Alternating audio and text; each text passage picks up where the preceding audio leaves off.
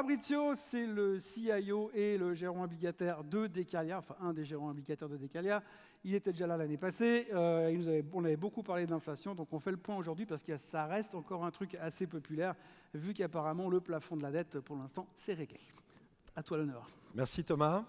Bonjour tout le monde. Donc c'est un programme assez chargé.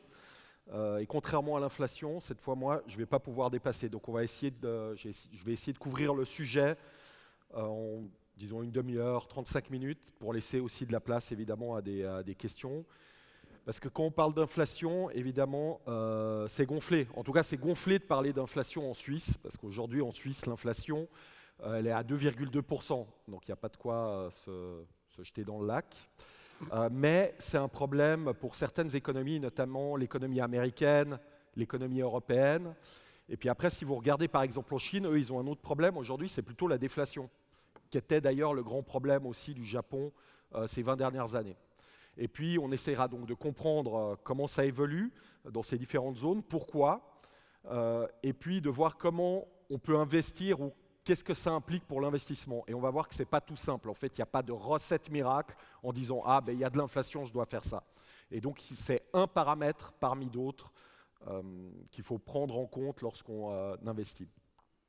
Donc, voilà l'agenda. Ici, une perspective historique avec les États-Unis et puis internationale. Donc, on voit très bien aux États-Unis le souci. On n'avait plus de soucis d'inflation depuis les années 70-80. Vous voyez qu'ici, il y a deux courbes, une courbe en verte, une courbe en orange. Pourquoi? Parce que tout au long de la présentation, je vais parler d'inflation headline, ce qui veut dire l'inflation totale qui inclut les prix de l'énergie et de l'alimentaire. Et les banquiers centraux vous diront, ben, nous, on ne peut pas contrôler le prix de l'énergie et de l'alimentaire, qui sont des composantes très volatiles, donc il faut qu'on se concentre sur l'inflation core, ou des fois en français, on dit sous-jacente. Donc la courbe orange, c'est l'inflation headline, et la verte, c'est la core, mais vous voyez qu'elles évoluent à peu près en synchronisation, et on voit très bien que la courbe orange est plus volatile que la courbe en vert.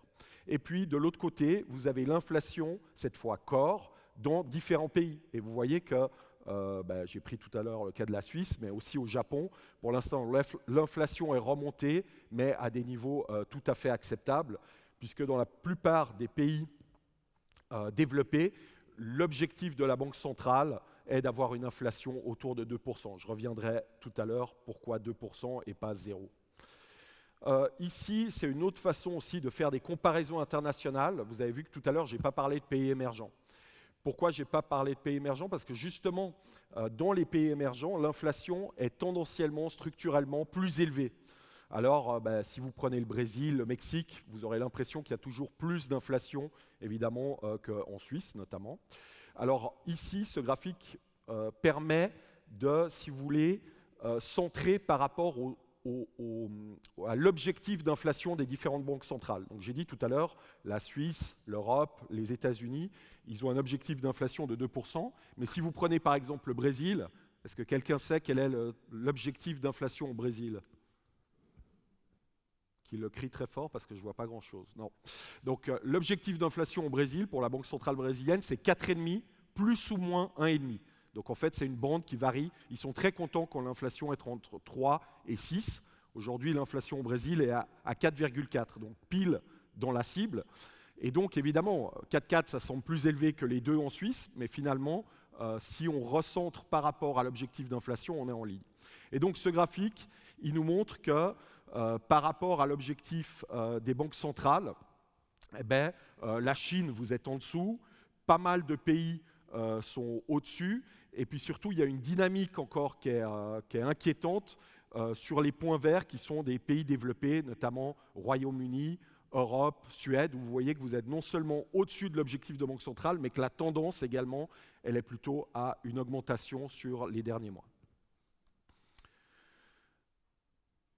L'inflation, ça peut être certaines fois l'ami de certaines personnes, notamment des gens qui ont de la dette. Ça, je pense que tout le monde a compris que si vous avez de la dette et que du jour au lendemain, il y a de l'inflation qui arrive, c'est génial parce que vous allez repayer votre dette avec une monnaie de singe. Donc ça, c'est quand même très pratique. Par contre, quand vous êtes épargnant, c'est l'inverse.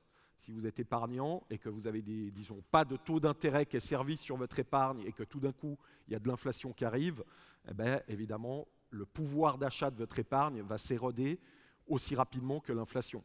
Et d'ailleurs, vous pouvez vous-même faire la réflexion. Imaginez un pays où il y a énormément d'inflation, type le Venezuela ou l'Argentine. Je peux vous dire que les employés, les salariés, ils ne sont pas payés tous les mois, ils sont payés à la semaine. Et quand ils sont payés à la semaine, la première chose qu'ils font avec leur salaire, ce n'est pas d'aller le mettre en un compte en banque, ils vont tout de suite le dépenser. Donc voilà, il y a des phénomènes qui se passent avec l'inflation, il y a des gagnants, des perdants, mais en tout cas, il y a quelqu'un qui déteste l'inflation et qui est là justement pour éviter qu'il y en ait trop, c'est les banques centrales. Et vous voyez la réaction des banques centrales au cours des derniers mois. Donc vous avez d'un côté les banques centrales des pays développés, donc les États-Unis, l'Europe, le Japon, etc. Et puis de l'autre côté, j'ai mis les pays émergents. Et on voit bien les différences ces dernières années, c'est des graphiques sur une quinzaine d'années. On voit bien les différences avec, disons, dans le monde développé, on a eu des taux zéro ou proches de zéro quasiment depuis la crise de 2008, même des taux négatifs, comme vous le savez, en Suisse ou au Japon. Et puis, tout d'un coup, la machine s'est emballée, l'inflation s'est emballée et les banques centrales ont dû courir derrière, un peu comme le film Catch Me If You Can. Dans les pays émergents, ça a été différent. Premièrement, parce que les banques centrales des pays émergents, comme elles ont l'habitude de traiter avec l'inflation, elles ont été beaucoup plus promptes à remonter les taux. Alors, on ne voit peut-être pas bien sur le graphique, mais on voit que les remontées des taux des banques centrales émergentes, ça commence en 2021 et pas en 2022. Et on voit aussi que, historiquement, c'est rare qu'ils aient eu les taux d'intérêt à 0%, puisque vous voyez que les taux d'intérêt dans ces pays-là ont toujours été positifs, avec des variations qui sont plus ou moins importantes suivant les pays. Voilà, qu'est-ce que l'inflation? Très rapidement, c'est une augmentation générale et durable des prix. Alors, souvent, dans le passé, je me rappelle très bien en 2006, 2007, 2008, il y avait le prix du baril qu'augmentait, les prix de l'énergie, donc tout le monde criait à l'inflation. Ce n'est pas vrai. Ce n'est pas parce qu'il y a une composante de votre panier de biens qui augmente qu'il y a de l'inflation. Pour qu'il y ait inflation, sont stricts, disons, des économistes, il faut que l'ensemble des biens, ou en tout cas une grande partie des biens et des services augmente. Donc on a eu ça, en effet, ces derniers mois en Europe, aux États-Unis. Je l'ai dit, ça réduit le pouvoir d'achat. Et pourquoi une inflation modérée peut être considérée comme bénéfique? Et avec ça, je réponds à la question pourquoi l'objectif des banques centrales, c'est 2 dans nos pays, 4,5 au Brésil et pas 0. C'est parce qu'en fait, un peu d'inflation, c'est pas si mal. En fait, c'est comme chez nous, le cholestérol. Il y a le bon et le mauvais cholestérol. Et donc, si vous avez un tout petit peu d'inflation, ça permet, par exemple, à inciter à la consommation. Parce que si je savais que les prix allaient plus bouger, ben, peut-être que mon achat de t-shirt ou de voiture, je dis ben, pourquoi le faire maintenant? Je vais le faire dans 6 mois, de toute façon le prix sera le même. Ça incite aussi les sociétés à investir pour garder leur compétitivité. Et puis, surtout dans le monde d'aujourd'hui qui est très endetté, ben, ça permet un peu de diminuer le poids en termes réels de la dette. On le verra peut-être, j'en parlerai encore tout à l'heure. Chose très étrange, malgré que durant le Covid, comme vous le savez, les États se sont endettés passablement, avec des plans de relance, avec des aides. Eh bien, si vous regardez le ratio dette sur PIB, en fait, il n'a quasiment pas augmenté, voire même il a baissé dans certains pays, comme en Italie. Donc ça peut sembler étrange, mais en fait, la dette en tant que telle, ça ne veut rien dire. Vous devez toujours rapporter la dette par rapport aux revenus que vous allez créer ou par rapport à l'épargne que vous avez en face. Et donc, tout ça, ça peut être bénéfique et c'est pour ça que l'objectif des banques centrales, ce n'est pas 0 et c'est un tout petit peu d'inflation. Alors, les causes de l'inflation, là, ça devient beaucoup plus complexe parce que c'est difficile de pointer sur une cause précise et même les économistes ont de la peine, des fois, disons, à cerner exactement les raisons de l'inflation. Et en fait, il y a différentes raisons qui s'entremêlent en plus entre elles. Vous connaissez probablement la phrase très connue de Milton Friedman qui disait que l'inflation est toujours et partout un phénomène monétaire. Ben, c'est pas vrai. C'est pas vrai. En tout cas, c'est pas suffisant parce que typiquement, après la crise de 2008, les banques centrales ont inondé le marché de liquidités, mais il n'y a pas eu d'inflation au niveau des biens et services. En fait, il y a eu une inflation qui était plutôt l'inflation des prix des actifs, des prix de l'immobilier, mais pas du tout des biens et des services. Et puis vous verrez tout à l'heure, en Chine, en ce moment, il y a une énorme création monétaire, et je l'ai dit tout à l'heure, la Chine souffre plutôt de déflation. Donc ce n'est pas suffisant. Si ici j'ai essayé de prendre différentes causes et d'identifier une région économique qui pourrait, disons, satisfaire à ça, c'est évidemment une demande qui est trop forte. C'est plutôt aujourd'hui le cas des États-Unis. Un problème au niveau de l'offre, c'est plutôt aujourd'hui le problème de l'Europe, mais pas que.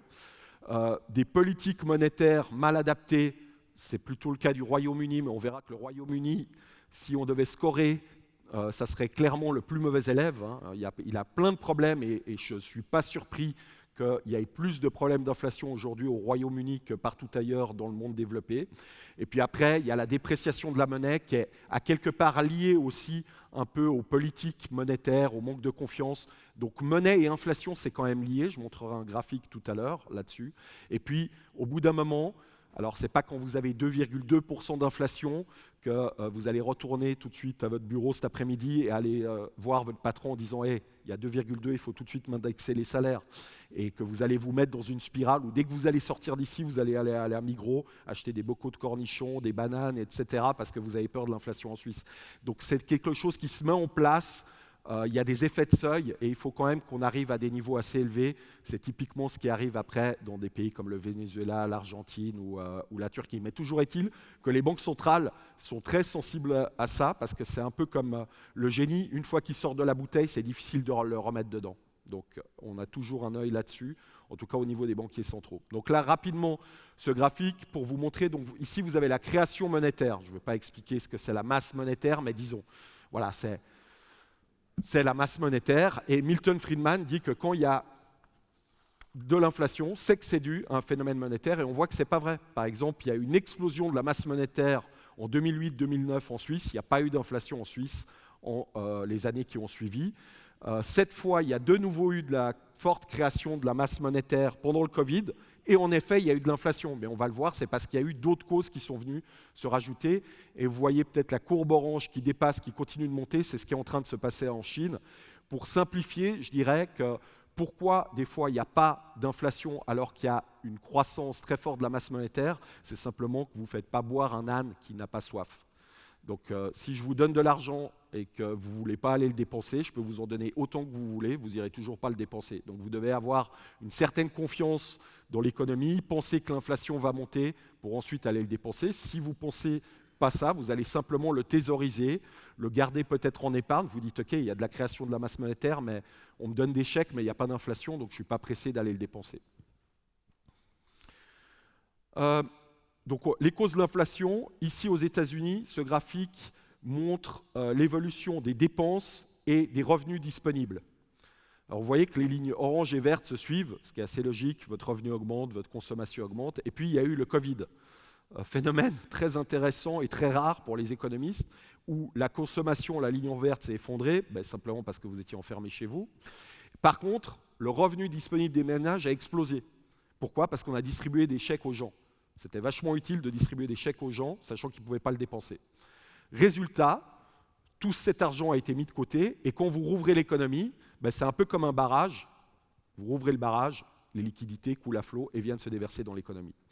Donc c'est pour ça qu'on a eu de l'inflation en Europe, aux États-Unis, c'est ces aides. Et comme vous le savez, en Suisse, il n'y a pas du tout eu ce phénomène. C'est peut-être aussi une raison pour laquelle il y a moins d'inflation en Suisse. Deuxième problématique pour les États-Unis, c'est le marché du travail. Il y a deux courbes ici, une verte, une orange. Pour simplifier, c'est l'offre et la demande de travail. Et pour tous ceux qui connaissent un peu la macroéconomie, quand vous avez la demande de travail qui est supérieure à l'offre de travail, le prix du travail il monte. Et c'est ce qu'on a en ce moment. Une des raisons, c'est notamment la fin de l'immigration. Il y a beaucoup moins d'immigration depuis Trump. Et puis pendant le Covid, il y a plein de gens qui étaient proches de l'âge de la retraite qui ont dit, vous savez quoi, j'ai fait de l'argent avec les cryptos, j'ai fait de l'argent avec ma maison, j'ai fait de l'argent sur les marchés financiers. Moi, à 62, 63 ans, je me retire. Et donc aujourd'hui, aux États-Unis, on a ce problème où on a une demande de travail qui est excédentaire par rapport à l'offre, ce qui fait que les salaires sont en train de s'ajuster. En Europe, c'est un peu différent. C'est un problème d'offre. C'est la guerre en Ukraine, c'est l'augmentation des prix de l'énergie. Ici, je vous ai mis le prix du gaz naturel. Vous voyez comment ça a explosé durant la guerre, durant la crise, qui était beaucoup plus forte, disons, sur les prix de l'énergie l'année passée. Et donc, voilà. Et ensuite, la spirale se met en route, parce que là, il y a quand même des syndicats qui sont plus importants. Les salariés vont demander des compensations, les gouvernements font des aides pour qu'on puisse passer ce cap, et la spirale se met en route. Avant de parler peut-être du Japon, qui est un cas spécifique, et c'est probablement ce qui vous intéresse, parce que là, je me rends compte, en même temps que je parle, je dis, ouais, je suis vraiment un bon économiste. Hein. Un économiste, c'est quelqu'un qui vous expliquera demain pourquoi ce qu'il avait prévu hier ne s'est pas passé aujourd'hui. Donc, je suis en train, en gros, de faire ça. Puisque personne n'avait vu venir ça, maintenant, je suis très malin pour vous expliquer ce qui s'est passé, mais ce qui vous intéresse aussi, probablement, c'est ce qui va se passer. Et ce qui va se passer, c'est que très certainement, l'inflation headline va retomber. Vous voyez bien où sont les prix de l'énergie. Il y a moins de problèmes au niveau de la chaîne d'approvisionnement. Donc d'ailleurs, le prix des biens, qui était la première chose qui a augmenté, est en train de baisser fortement. Maintenant, c'est plutôt les services, le prix des services qui est en train de monter, parce que là, c'est beaucoup plus intensif en main-d'œuvre, donc beaucoup plus lié au marché du travail. Et puis il y a le prix de l'immobilier qui a aussi contribué fortement à l'augmentation de l'inflation, le prix pas de l'immobilier en tant que tel, mais des loyers, qui est en train de baisser graduellement. Donc il va y avoir moins d'inflation. Toujours est-il que le core inflation, l'inflation sous-jacente, va rester au-dessus du target des banques centrales, probablement, allez, pour dire un chiffre, entre 3 et 4%. Et donc, ça veut dire que les banques centrales, et on l'a entendu hier avec la Fed, vont continuer à garder une politique monétaire relativement restrictive. Et tant qu'il n'y aura pas un effondrement de la croissance, leur objectif principal, en tout cas c'est l'objectif principal de la BCE, qui n'a qu'un seul objectif, c'est un objectif de stabilité des prix, ils vont garder des taux assez élevés. Ça ne veut pas dire qu'ils vont les monter encore énormément, mais en tout cas, il ne faut pas s'attendre à des baisses très fortes de taux ces prochains mois, voire ces 2-3 prochaines années. Donc voilà, moins de problèmes d'inflation, mais quand même une inflation qui reste un peu collante, sticky, comme on dit en anglais. Le Japon, c'est un cas intéressant. C'est un cas intéressant, et d'ailleurs, le marché japonais est en train de très bien faire, parce que là, en fait, on n'a pas de problème d'inflation. En fait, on est en train de résoudre 20 ans de déflation. La déflation, c'est encore pire que l'inflation. Il y a dans l'ordre des ennemis des banques centrales, il y a la déflation, l'inflation, voilà. La déflation, c'est pire. Et eux, ils sont en train de sortir de ça, avec une inflation qui tourne autour de 2. Eux, d'ailleurs, ils ont même peur que ça soit qu'un feu de paille et qu'ensuite on retombe à zéro en dessous. Donc, ils sont très lents à bouger les taux. Mais vous voyez que c'est assez impressionnant ce qui se passe, notamment le graphique, le plus grand graphique qui est sur votre gauche, où vous voyez qu'il y a plus de 60% des consommateurs japonais qui s'attendent à ce que l'inflation au Japon soit supérieure à 5% au cours des 12 prochains mois. Et vous voyez bien que ça, c'est un graphique sur 20 ans. On n'a jamais eu de tel score. Donc il y a une sorte de psychologie, de sentiment, de phénomène qui est en train de se produire avec les sociétés aussi qui sont en train d'augmenter leurs prix. Et donc ça, c'est plutôt beau signe pour l'économie japonaise. Donc on retourne vers une inflation positive, mais pas trop. Et puis, je voulais vous montrer le lien entre justement l'inflation et la monnaie. Alors c'est clair que ça ne joue pas à court terme. Des fois, les gens vous disent « Ah oui, l'or, c'est une super couverture contre l'inflation. » Alors déjà, ça ne va pas changer grand-chose entre 2 et 3% d'inflation. Mais sur le long terme, c'est vrai que ça joue, notamment pour la dépréciation de la monnaie. Je vous explique rapidement ces graphiques. Vous avez d'un côté l'évolution de différentes monnaies rebasées par rapport à l'or. Pourquoi par rapport à l'or? Parce que quand vous regardez une monnaie, vous regardez le franc suisse dollar. Alors si le franc suisse dollar il monte, est-ce que c'est parce que le franc suisse s'apprécie ou est-ce que parce que c'est le dollar qui se déprécie? Donc c'est difficile. L'or permet d'avoir un étalon qui est neutre. Et donc comment on lit ça? Vous voyez que la monnaie qui est la ligne en violette, c'est la lire. Alors c'était la lire jusqu'à fin des années 90, puis après c'est l'euro. Puis la deuxième en noir, c'est la livre sterling, et puis etc., etc. Et puis tout en bas, vous avez le franc suisse. Donc le franc suisse, c'est la monnaie qui s'est le moins dépréciée parmi celles que j'ai choisies. À droite, vous avez les indices de prix rebasés à 100 en partant de la même période qu'est le début des années 70. Et qu'est-ce que vous constatez? Oubliez la ligne verte parce que le rebasement ne s'est pas fait au bon moment. Vous constatez que la ligne bleue, donc l'inflation en Suisse, c'est où elle est la plus basse. Donc je suis en train de vous dire que les pays qui ont peu d'inflation, ils ont tendance à avoir des monnaies fortes. Les pays qui ont beaucoup d'inflation ont tendance à avoir des monnaies faibles. Et donc, si vous êtes au Venezuela, en Argentine, vous avez plutôt intérêt à investir dans l'or. Si vous êtes en Suisse, je ne suis pas assez préoccupé pour vous dire de vous ruer tout de suite, de sortir de la salle et d'aller acheter des lingots d'or. Bien que d'avoir un peu d'or, ça ne fait jamais de mal. Mais disons, ce n'est pas la première chose qui me viendrait en tête en habitant en Suisse. Ça, on va passer. Et donc, pourquoi la Suisse a très peu d'inflation ?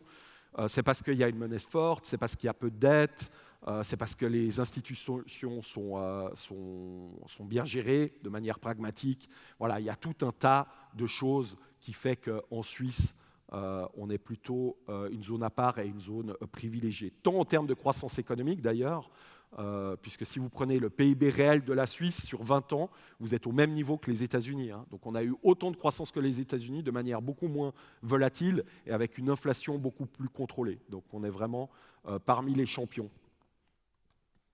contrairement au foot ou au basket. Alors, très rapidement, j'en ai déjà beaucoup parlé l'année passée, mais je veux juste refaire un point là-dessus. L'inflation est une moyenne. Et comme toutes les moyennes, elle est très peu représentative de populations qui sont hétérogènes. D'accord ? Faire la moyenne entre notre salaire et celui de Elon Musk, ça n'a pas de sens. D'accord ? On vit dans deux zones différentes. Alors, c'est ça, les gens ne se reconnaissent jamais dans l'inflation parce qu'ils disent « Ah oui, non, mais moi, je dépense beaucoup plus en essence, donc mon inflation devrait être à 10%. » Alors que, je ne sais pas, Elon Musk, je ne pense pas que son premier poste de dépense, ça soit le pain, par exemple, ou les œufs. Donc ça varie énormément d'une personne à l'autre, mais il faut bien faire une moyenne et il faut vous dire que tout est basé là-dessus. L'indexation des salaires, les décisions des banques centrales, et c'est comme ça. Moi, en tout cas, je ne peux rien y faire. Je peux juste vous expliquer comment ça marche. Et donc ici, l'année passée, j'avais fait le cas avec le prix des fruits, si je me rappelle bien. Donc les fruits qui pèsent environ 1% de l'indice, qui se décomposent en 10 catégories. Pour changer un peu, j'ai pris les boissons alcoolisées. Donc ça pèse plus que les fruits. Dans le panier de la ménagère, ça pèse 2,8. Et vous voyez le détail. Donc vous avez l'eau de vie, la bière, les vins locaux, les vins comment on dit, il faut que je lise, étrangers, tout simplement. Donc là, on arrive à mesurer parce qu'on va au magasin, etc. Puis on peut voir les prix, puis faire des moyennes, etc. Bon, ensuite, on arrive sur certaines catégories où ça devient plus compliqué. Les loyers. Les loyers qui pèsent 20% de l'indice de prix, 20% en Suisse, mais 35% aux États-Unis, là, le monde il se divise en deux catégories. Ceux qui sont propriétaires et ceux qui sont locataires. Ce qui veut dire, vous m'avez entendu, qu'il n'y a aucune différence entre habiter une pièce à Meyrin avec vue sur l'aéroport ou habiter dans un palace à Colonie avec les pieds dans l'eau. Donc ils rentrent dans la même catégorie. Simplement, suivant que vous êtes probablement propriétaire à Colonie ou locataire à Meyrin, ça sera peut-être une catégorie différente. Donc là, on doit faire tous des calculs, etc. Donc c'est très peu réaliste. À quelque part, on pourrait challenger ces mesures, mais c'est comme ça. L'autre poste qui aussi pose problème, c'est tout ce qui a trait à la technologie, genre la télévision et un computer. Ici, j'ai pris pour les États-Unis. En gros, ce que ça vous dit, cet indice de prix, c'est que si vous payez, s'il y a 20 ans, le prix d'une TV était 1 000 $, cette TV, aujourd'hui, elle serait 22 $. Le problème, c'est que quand moi je vais au magasin, il n'y a aucune télé à 22 $. La télé, elle coûte toujours 1 000 $. Alors bientôt, elle pourra cuisiner, changer les chaînes pour moi, etc. Mais c'est une télé. Et je n'ai pas le choix de prendre une télé d'il y a 20 ans. Donc vous voyez, ce n'est pas réaliste. Je calcule un indice de prix sur des biens qui n'existent plus. Et la même chose sur les computers. Donc c'est ce qu'on appelle l'ajustement des prix hédonistes. Vous savez qu'aujourd'hui, ce que vous avez dans votre iPhone, c'est quasiment équivalent à la technologie qu'il y avait dans les premières fusées qui ont été envoyées dans l'espace. Je pense que si aujourd'hui vous deviez vous acheter une fusée, ça serait un peu au-delà de votre budget. D'ailleurs, l'iPhone aussi commence à être un peu cher. Pour le prix de l'immobilier, vous voyez comment on calcule ça. Alors, vous apprenez la formule et puis après, je ferai une interrogation.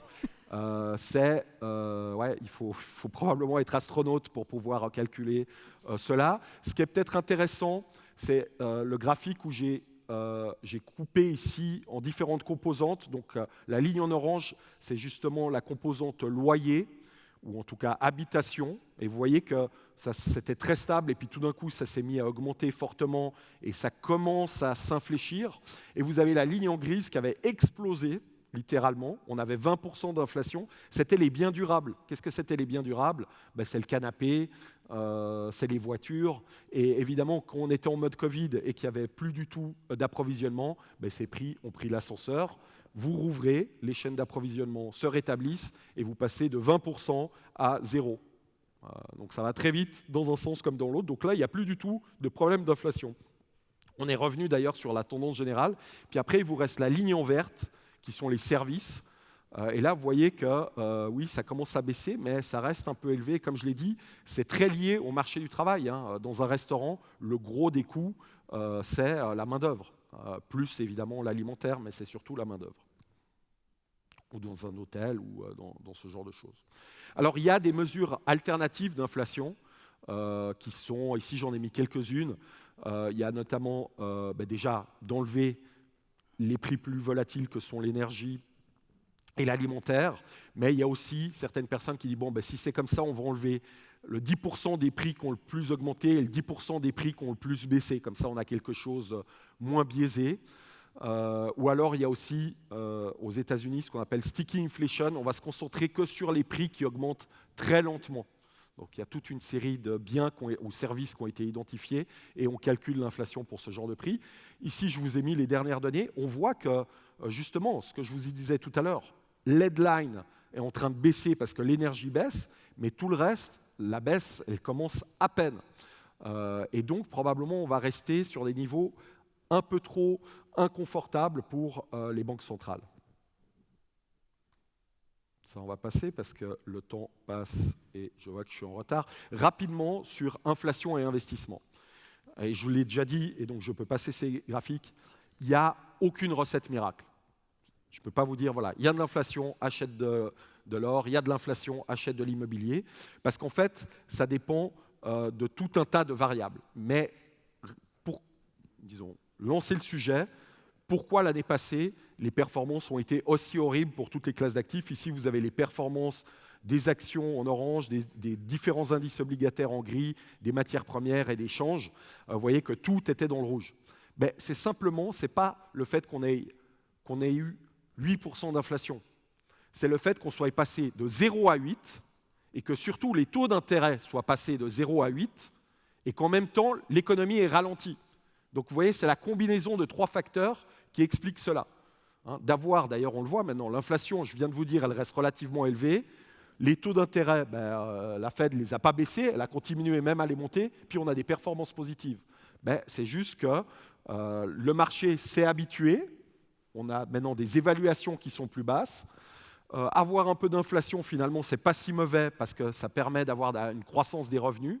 Et donc, le marché retrouve un nouvel équilibre et peut de nouveau aller de l'avant. Donc ici, j'ai fait un tableau. Gardez ça en tête, c'est peut-être, pour les investissements, c'est peut-être la chose la plus importante et c'est la chose quand vous gérez ce qu'on appelle des fonds multi-assets ou quand vous gérez des fonds balancés qui mélangent différentes classes d'actifs, c'est important d'avoir ça en tête. Vous voyez que j'ai pris que 2 variables ici. La croissance sur l'axe horizontal et l'inflation sur l'axe la croissance sur l'axe vertical, oui, et l'inflation sur l'axe horizontal. Et j'ai découpé simplement en 3 zones. Est-ce que c'est bon? Est-ce que c'est moyen? Ou est-ce que c'est trop important? Alors évidemment, après le découpage, je peux pas, chacun de vous de dire c'est quoi? On pourrait dire l'inflation, LC, c'est entre 0 et 2, disons modéré, c'est entre 2 et 4, et sévère, c'est au-delà de 5, voilà, pour dire un chiffre. Puis la croissance, négatif, c'est négatif, non, c'est qu'il n'y en a pas, donc vous êtes proche de 0, et puis LC, c'est que vous avez, disons, 2, 3, 4% d'inflation suivant les zones. Alors vous voyez que l'année passée, c'était annus horribilis, parce que d'une part, vous aviez l'inflation qui augmentait et qui était même à des niveaux qui étaient horribles, 10% c'est vraiment horrible, et en même temps, vous n'aviez pas de croissance. Donc ça, ce n'est pas bon du tout. Et j'ai mis 2 autres périodes qui sont très connues, c'est la période des années 90 où là, c'était vraiment le paradis sur les marchés, aussi bien pour les actions et les obligations. Pourquoi? Parce que vous aviez une inflation qui était encore en descente depuis les années 70-80. Et puis d'ailleurs, je vous ai dit, à partir des années 80, il n'y a plus de problème d'inflation. Et puis, vous aviez une croissance qui était très forte, si vous vous rappelez les années 90. Donc, vous faisiez de l'argent aussi bien sur les obligations que sur les actions. Et puis, la période 2000-2020, qui était caractérisée avec une croissance, disons, très faible, surtout après la crise, avec une inflation qui était inexistante ou très faible, en tout cas il n'y a pas eu de problème, c'est toute la zone que j'ai mis en bleu. Et là, en fait, le seul déterminant de la performance des actions et des marchés, c'était la croissance. La croissance accélérait, c'était bon pour les actions, mauvais pour les bonds. La croissance décélérait, c'était bon pour les obligations et mauvais pour les actions. D'accord? Donc il n'y avait qu'une variable et c'était beaucoup plus simple à gérer pour nous, simples investisseurs, mais également pour les banques centrales. Là, ça se complique parce que maintenant, vous êtes dans un monde à 2 variables, voire même 3 variables, puisqu'il faut voir quelle va être la réaction de la banque centrale. Rapidement, tout ce qu'il faut savoir, c'est que quand vous êtes dans un monde où il y a de l'inflation, de manière générale, il faut favoriser les actifs réels. Quels sont les actifs réels? C'est les matières premières, peut-être l'or ou des métaux industriels. Métaux industriels plutôt quand il y a de la croissance économique, or plutôt si vous êtes en stagflation. L'immobilier, ça peut faire du sens, mais on le verra peut-être, je ferai juste un slide sur l'immobilier pour montrer que ce n'est pas non plus la panacée, il y a différentes variables à regarder. Et puis évidemment les actions. Les actions, c'est ce qui va s'ajuster le mieux à l'inflation. Pour ceux qui ne croient pas, ceci, à moins que je l'ai déjà passé, on va y arriver très vite. Voilà, vous avez ici un graphique qui vous montre l'évolution de l'inflation dans un pays où il y en a beaucoup, c'est la Turquie. Et vous voyez que l'inflation, si vous regardez l'échelle de droite, ça augmente maintenant, c'est du 30, 40, 50%. L'année passée, c'était 60%, je crois, d'inflation. Donc là, c'est quand même un peu différent à la Suisse. Et je vous ai mis l'indice des actions turques, l'indice de prix et l'indice avec les dividendes réinvestis. Et qu'est-ce que vous constatez? Les actions sont au-dessus de l'inflation. Donc théoriquement, si j'ai eu peur à un moment et que j'ai mis tous mes lirs turcs dans le marché actions turc, j'ai protégé le pouvoir d'achat. Mais évidemment, je prends des risques. Et c'est ce que je vous disais au début. Quand il y a de l'inflation, vous êtes forcé à prendre des risques. Quand il y a de la déflation, pas besoin de prendre de risques. Vous laissez en cash, les prix diminuent. Donc le 100 francs que vous mettez aujourd'hui, il vaudra plus en pouvoir d'achat dans 5 ou 10 ans. Et puis pour l'immobilier, très rapidement, on pense que oui, c'est la solution toute simple, parce que les loyers vont augmenter avec l'inflation, parce que la valeur de votre bien il va augmenter avec l'inflation, et puis la dette que vous avez prise, évidemment, elle va s'effacer avec l'inflation. Comme je l'ai mis ici, il y a toujours une différence entre la théorie et la pratique. Et quelle est cette différence? C'est qu'en pratique, il n'y a pas de différence, mais en théorie, il y en a une. Ou l'inverse. En théorie, il n'y a pas de différence, mais en pratique, il y en a une. Et donc, en fait, ce qu'il faut regarder, c'est plutôt les taux réels. Et l'immobilier, ça peut offrir une certaine protection, mais il faut faire attention aux taux réels. Je m'explique. Qu'est-ce qu'on entend par taux réel? C'est imaginer que sur les 20 prochaines années, l'inflation en Suisse soit à 2%, et que vous empruntez à 4%. Ça veut dire que le coût de votre emprunt, il est quand même relativement cher. Et donc, je ne suis pas sûr, après il faudra regarder les prix, etc., que vous ayez fait une bonne affaire. Par contre, ceux qui achètent et qui sont financés à 1% avec une inflation qui sera peut-être après à 3%, tendanciellement, ils auront plutôt fait une bonne affaire. Donc, il faut regarder l'évolution des taux réels qui va aussi influer sur le prix de votre bien. Puis après, il y a les coûts d'emprunt. Est-ce que vous avez pris des coûts justement fixes ou variables? Si vous avez bloqué, génial. Si vous avez des taux variables et que les taux commencent à monter, vous allez tirer la langue au bout d'un moment. Et puis après, c'est le mécanisme de fixation des loyers. Il y a eu des cas à Berlin, il n'y a pas si longtemps, où les gens ont dit, maintenant, où les politiques disent, non, maintenant on arrête de monter les prix des loyers. Donc à ce moment-là, vous pouvez imaginer que le prix de votre bien, il va probablement baisser. Et il y a eu des cas similaires en France entre les deux guerres où tout d'un coup des gouvernements populistes disent ben non, on va fixer les loyers dorénavant, et à ce moment-là, je ne suis pas sûr que vous aurez fait une bonne affaire en achetant de l'immobilier. Mais ça peut faire partie de la solution là. Voilà, on arrive déjà au terme, j'ai beaucoup parlé, donc je vais quand même laisser un peu de place aux questions si on a. Merci. Merci Fabrizio. Je te laisse nous rejoindre. Voilà, effectivement, il a tout dit, hein, comme d'habitude. Moi, j'ai des questions, évidemment. La première chose, mais avant que vous qu'on ait serré au niveau du temps, est-ce que vous avez des questions dans le public?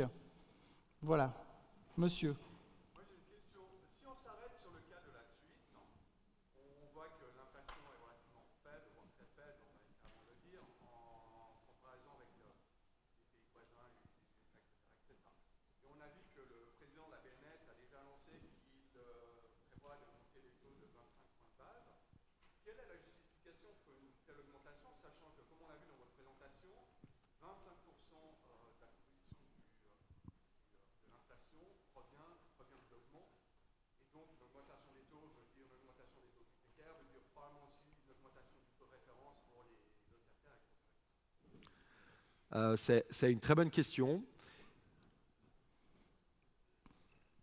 Ça... Non, je ne sais pas par où commencer. Tes amis de la Banque centrale. Alors, parlons de tes amis de la Banque centrale. Alors, le cas de la Suisse est quand même très particulier parce que, en fait, au début, la BNS a commencé à monter les taux l'année passée. L'inflation était à 3.